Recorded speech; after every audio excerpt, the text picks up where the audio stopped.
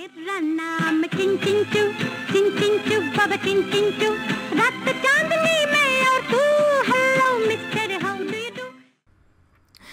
Hello दोस्तों, मेरा नाम है सुमंत और आज डिस्कस करेंगे हम लोग section 377 of Indian penal code के बारे में और जो जजमेंट हैं हमारे दिल्ली हाई कोर्ट के, फिर जो नालसा केस था उसके बारे में, और कल मतलब कि 6 सितंबर 2018 को जो सुप्रीम कोर्ट ने जजमेंट दिया उसको डिस्कस करेंगे हम लोग।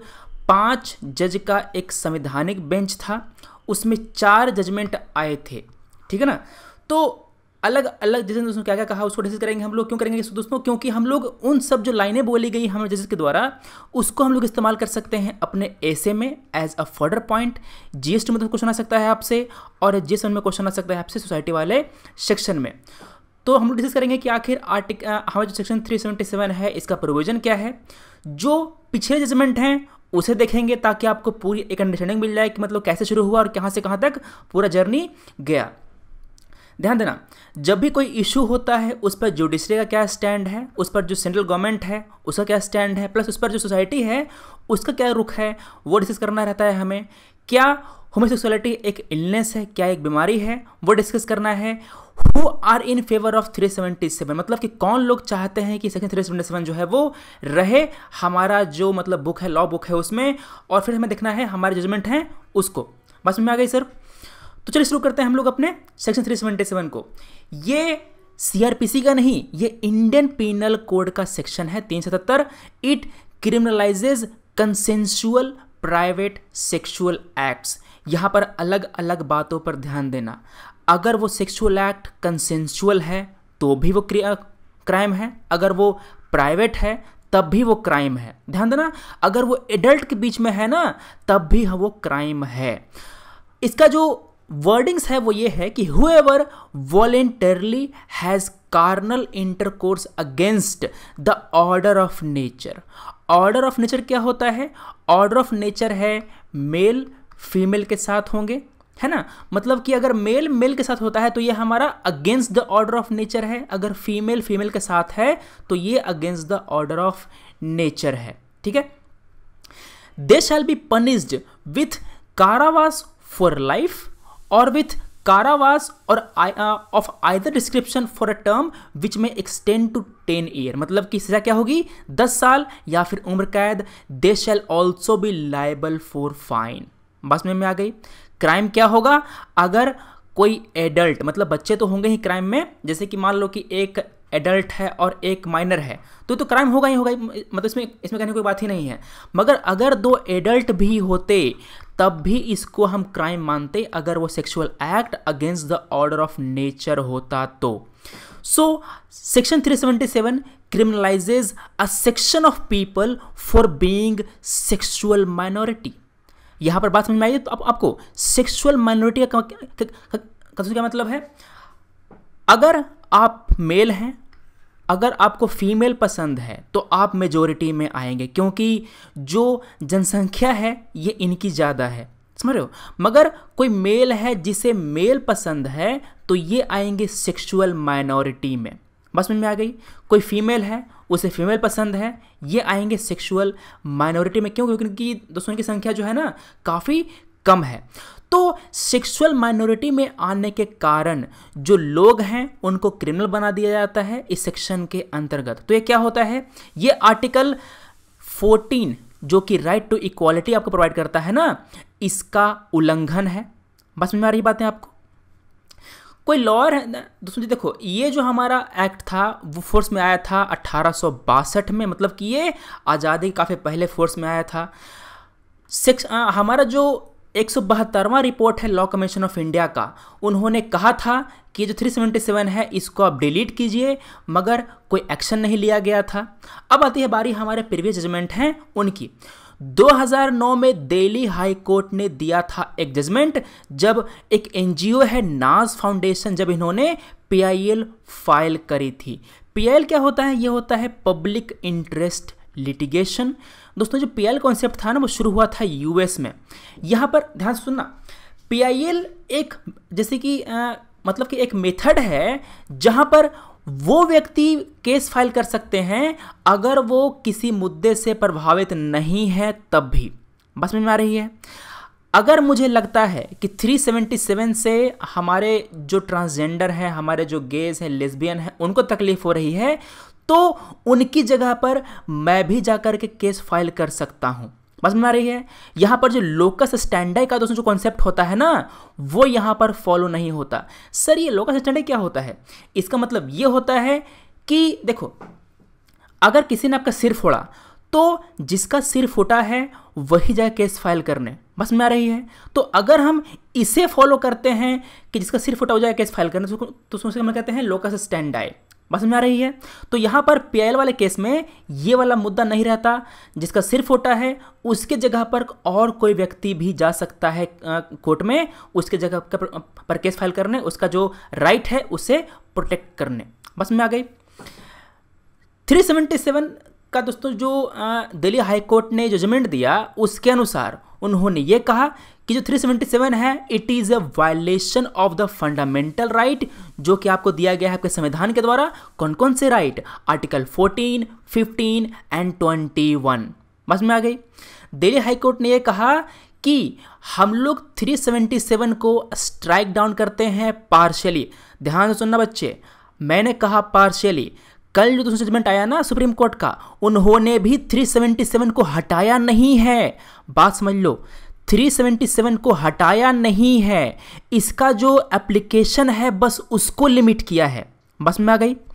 दिल्ली हाई कोर्ट ने और जो सुप्रीम कोर्ट है दोनों ने 377 को हटाया नहीं है, इसको उन्होंने स्ट्राइक डाउन नहीं किया है, इसका बस एप्लीकेशन जो है ना वो लिमिट किया है। मतलब क्या होगा, उसको कम जगह पर भी इस्तेमाल किया जाएगा। Article 14 guarantees equality before law. Article 15 prohibits discrimination on ground of religion, race, caste, sex और प्लेस ऑफ बर्थ। आर्टिकल 15 पर चुपचाप मैं एक सवाल फ्रेम कर सकता हूं आपके लिए ऐसे। देखो, मैं सीधा कर सकता हूं कि article 15 prohibits discrimination on which of the following grounds. बस में आ गई।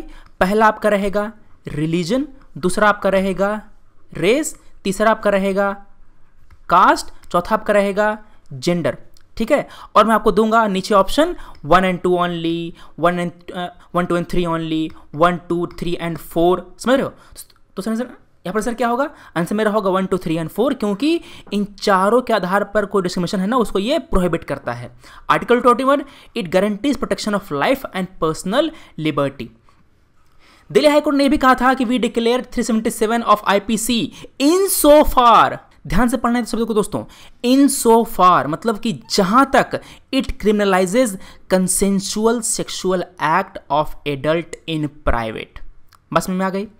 दिल्ली हाई कोर्ट ने यह कहा कि अगर वो सेक्सुअल एक्ट कंसेंसुअल है तो वो क्राइम नहीं होगा, अगर वो प्राइवेट में है तो वो क्राइम नहीं होगा, अगर वो एडल्ट के बीच में है तो वो क्राइम नहीं होगा। बस में आ गई।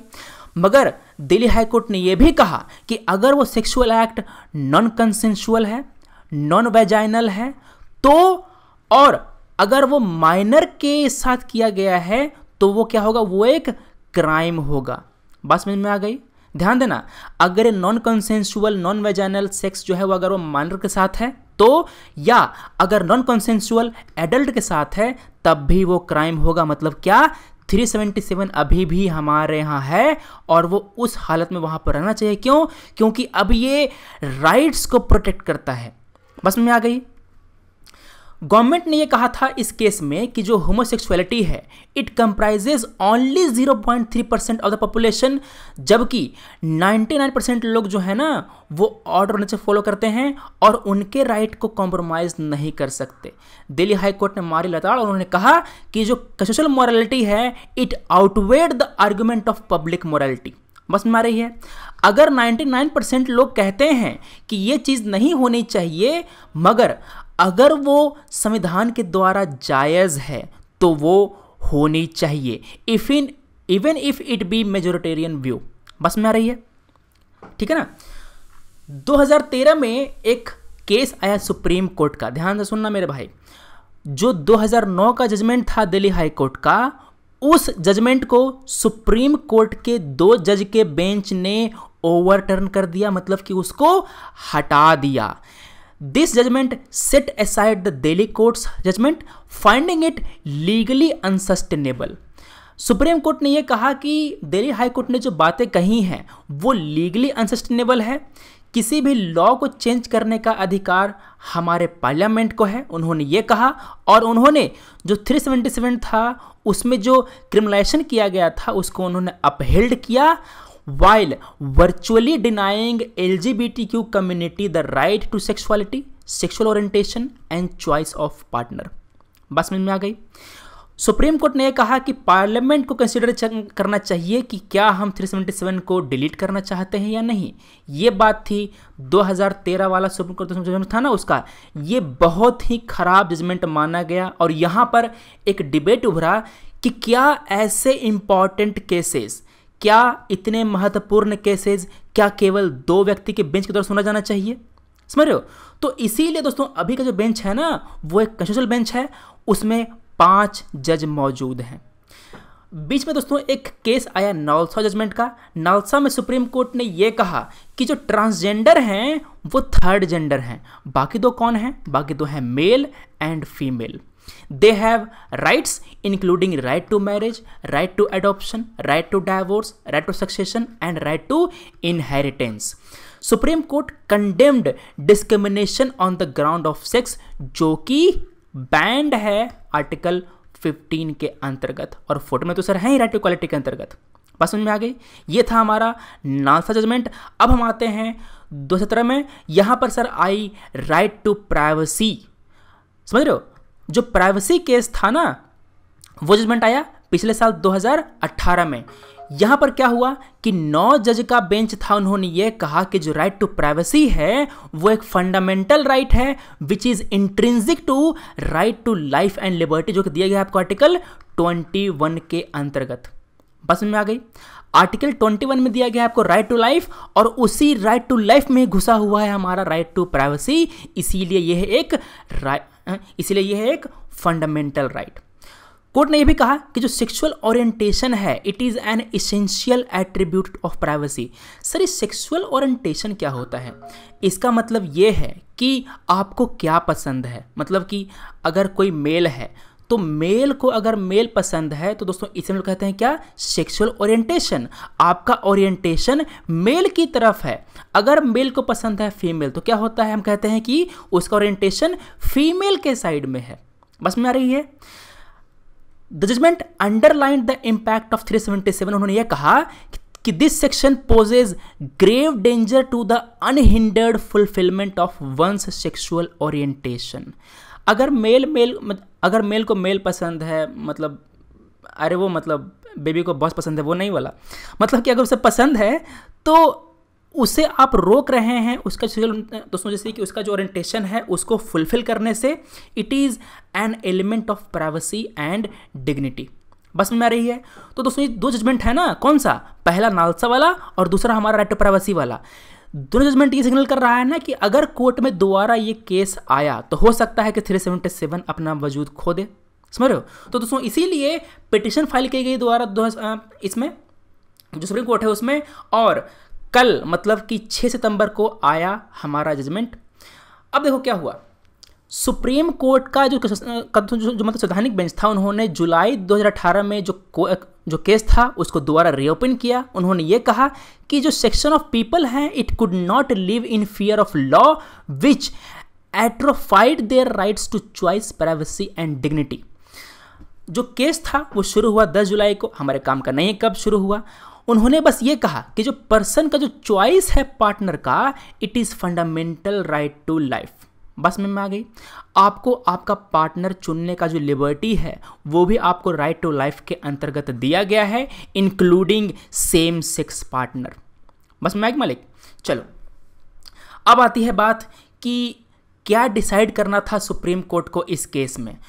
उनको डिसाइड करना था ये कि जो दिसंबर 2013 वाला दोस्तों वर्डिक्ट था सुप्रीम कोर्ट का सुरेश कौशल केस में, जिसमें अपहेल्ड किया गया था 377 को, क्या ये प्रिवेल करेगा या नहीं। सुप्रीम कोर्ट ने कहा नहीं करेगा। सेंटर का स्टैंड था, सेंटर का स्टैंड ये था कि आपको जो मन वो कीजिए, centre would leave it to the wisdom of जजेस to decide the constitution of 377। Centre ने यह कहा कि आपको जो ठीक लगे वो कीजिए, हमारे तरफ से कोई दिक्कत नहीं है। गे राइट्स जो मतलब खुश हो गए पूरा। और एक बात और, जो अपोजिशन है, मतलब कि देखो अभी तो सरकार बीजेपी की है ना, जो पॉलिटिकल पार्टी हैं कांग्रेस वगैरह, सीपीएम जो है, जो मतलब शिवसेना तक भी, इन्होंने भी 377 के खिलाफ हैं ये लोग। अब बात आती है कि क्या होमोसेक्सुअलिटी एक बीमारी है? नहीं जी, ये नहीं है। There is no scientific evidence that sexual orientation can be altered by any treatment. अगर किसी मेल को मेल पसंद है तो हम ऐसा कुछ नहीं कर सकते कि उसे फीमेल पसंद आने लग जाए, बस में आ रही है। एनी सच अटेम्प्ट, मतलब कि any such treatment may lead to low self esteem and stigmatisation. Homosexuality is not a psychiatric disorder, मतलब कि ये बीमारी नहीं है। दोस्तों जो मेंटल वाला जो एक्ट था ना, उसमें भी कहा गया था यही बात। अब कौन कौन से लोग हैं जो फेवर करते हैं सेक्शन 377 को? मेनली जो धार्मिक बॉडीज़ हैं, मतलब जो मतलब दोस्तों जो चर्चेज हैं, जो क्रिश्चियन ग्रुप हैं, वही लोग फेवर करते हैं 377 को। उनका कहना यह है कि striking down this section could increase the instance of sexually transmitted disease, for example AIDS वगैरह। बस में आ गई। अब आते हैं हम लोग जजमेंट पे। इसमें थे 5 जज, इसमें हमारे सीजीआई भी थे और जो इंदु मल्होत्रा जी हैं जो भी मतलब वो भी थे यहाँ पर। तो इसमें 5 जज ने 4 जजमेंट दिया। 5 जज 4 जजमेंट, मतलब कि किसने नहीं दिया? किसने नहीं दिया मतलब नहीं, जो हमारे मिश्रा जी हैं और हमारे जो एक और जज हैं, उन दोनों ने मिलकर एक जजमेंट दिया, मतलब कि 2 व्यक्ति ने मिलकर के एक दिया, फिर एक ने एक दिया। बस में आ गई। तो ऐसे हो गए हमारे 4 जजमेंट। सबको हम लोग देखेंगे अलग अलग ताकि इसको आप कोट कर सकें अपने आंसर्स में। अब बात आती है सर कि इसका जो है ना पूरा नोट्स जो मैं पढ़ा रहा हूँ आपको, ये मैं डाल दूंगा आपके टेलीग्राम चैनल पे तुरंत इस वीडियो को रिकॉर्ड करने के बाद ही, ठीक है? तो इसको आप मतलब डाउनलोड कर दीजिएगा, आपको मिल जाएगा ये पीडीएफ में भी और आपको मिल जाएगा ये डॉक फॉर्म में भी, ताकि आप इसको चेंज कर सकें, ताकि आपके जो नोट्स हैं मतलब किसमें आप मतलब क्या आप कुछ ऐड कीजिए, कुछ मतलब रिमूव कीजिए, जो करना है कीजिए, आपके लिए सब कुछ फ्री रहेगा यहाँ पे। Section 377 is irrational, indefensible and it manifestly arbitrary, ये कहना है हमारे सीजीआई का। सीजीआई जी ने ये कहा कि जो सोशल मोरालिटी है it can not Trump constitutional morality, societal morality can not overturn the fundamental right of even a single person. अगर आप कहते हैं कि हमारे जो ट्रांसजेंडर है, गे, लेस्बियन है, वो काफ़ी छोटी संख्या है उनकी, इसीलिए उनका अधिकार मायने नहीं रखता, तो यह बात गलत है। अगर कोई एक व्यक्ति 121 करोड़ जनता में अगर कोई एक व्यक्ति भी गे या लेस्बियन है तो उसका हम अधिकार प्रोटेक्ट करेंगे, उसका जो राइट है उसको हम प्रोटेक्ट करेंगे, ये कहना है हमारे सुप्रीम कोर्ट का। सेक्सुअल ओरिएंटेशन इज बायोलॉजिकल, ध्यान से देखना, यहाँ पर मैंने क्या बोला? यहाँ पर मैंने बोला societal morality can not Trump constitutional morality. अब मैं चुपचाप एक सवाल फ्रेम कर दूंगा आपको GS 4 के लिए, देखना कैसे। थोड़ा सा ऐसे करते हैं, मैं सवाल फ्रेम करूंगा ऐसे, मैं चुपचाप आपको दे दूंगा एक स्टेटमेंट जहां पर मैं आपसे, कहाँ गया, हाँ, जहां पर मैं आपसे ये कहूँगा, ऐसे मैं सवाल फ्रेम कर दूंगा।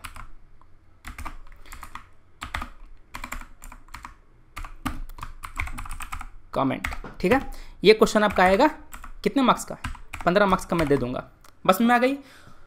Societal morality can not Trump constitutional morality, आपको करना है कमेंट। तो अगर मैं ऐसा क्वेश्चन पूछूं तो पहले आपको डिफाइन करना है कि क्या होता है हमारा सोशल मोरालिटी, फिर आपको डिफाइन करना है क्या हमारा होता है, माने कि हमारा क्या, जैसे कि हमारा जो संवैधानिक मोरालिटी होता है ये क्या होता है, और किस तरह हमारा जो संवैधानिक मोरालिटी होता है ये ऊपर होता है सोसाइटल मोरालिटी से।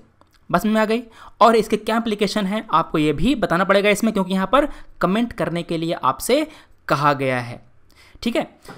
सीजीआई ने यह भी कहा कि जो सेक्शन 377 है it is violative of article 14, it will not apply to consensual same sex act between homosexual, heterosexual, lesbian and other minority, but it will apply to bestiality, sexual act without consent by one of them। बस में आ गई। ये main judgement है जो कि दोस्तों सारे जो है जजेस हैं ना, 5 के 5 उसके द्वारा क्या किया गया है, कंसेंट दिया गया है, मतलब उनके द्वारा सहमति दी गई है। अब बात आती है जस्टिस नोहेंटे फरमान जी का। उन्होंने ये कहा कि जो मेंटल हेल्थ केयर एक्ट है, उन्होंने ये भी कहा है कि जो होमोसेक्सुअलिटी है it is not a mental disorder. उन्होंने गवर्नमेंट को ये आदेश दिया कि आप कैंपेन लॉन्च कीजिए ताकि जो स्टिग्मा है इसके साथ जुड़ा हुआ, जो है ना गेज लेस्बियन के साथ जुड़ा हुआ, इसको आप हटा सकें, उसको आप रिड्यूस कर सकें। अब आती है बात हमारे चंद्रचूड़ जी की। उन्होंने ये कहा कि what is the order of nature, जो राष्ट्र है, जो स्टेट है, जो गवर्नमेंट है, it can not decide the boundary between what is permissible, मतलब क्या मेल को मेल कराना चाहिए, ये स्टेट डिसाइड नहीं करेगा, ये वो आदमी डिसाइड करेगा मतलब जिसे करना है। क्यों? क्योंकि ये उसका फंडामेंटल राइट है, राज्य का नहीं है। Section 377 is based on deep rooted gender stereotype. और दोस्तों इसलिए इसको जाना होगा। जो इंडियन मिथोलॉजी है, उन्होंने देखो 5 जज थे, उसमें केवल एक थी जो फीमेल थी। उन्होंने ये कहा कि जो हमारा समाज है it owes an apology to your community for year of a stigma imposed on them. 3 बात और कही गई जजमेंट में। Any kind of sexual activity with animal, मतलब कि अगर कोई आदमी जाता है एनिमल के साथ, पता नहीं क्या क्या लोग करते रहते हैं, तो ये अभी भी ये एक ऑफेंस रहेगा अंडर 377। मतलब कि 377 अभी भी है, ये हटाया नहीं गया है। तो ध्यान देना, आप अपने आंसर में ये मत लिखना कि supreme court has strike down, मतलब 377। स्ट्राइक डाउन का मतलब ये होता है ना मालिक कि इसको हमने ख़त्म कर दिया, बस में आ रही है, ये नहीं हुआ है।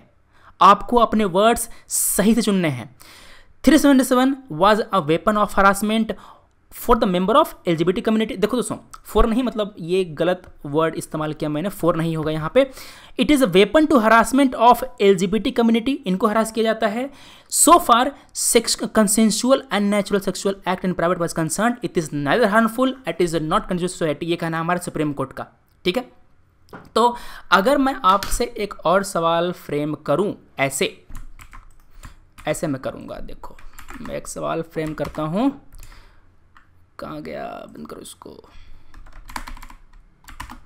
Consensual unnatural sexual act in private is harmful and contagious to the society, ठीक है। ये हो गया मेरा स्टेटमेंट और मैं इसे कहूँगा आपको क्रिटिकली एग्जामिन करने के लिए। बस में आ गई, कितने मार्क्स, 15 मार्क्स। तो ध्यान से देखना, आपके सवाल में जो लाइन दी गई है ये कोई जरूरी नहीं कि वो सही ही हो। क्यों? मैंने क्या कहा, consensual and natural sexual act in private is harmful. क्या ये हार्मफुल है? नहीं जी। क्या ये कंटेजियस है सोसाइटी के लिए? नहीं जी। मेरा ये लाइन गलत है, हम इस लाइन को डिफेंड नहीं करेंगे।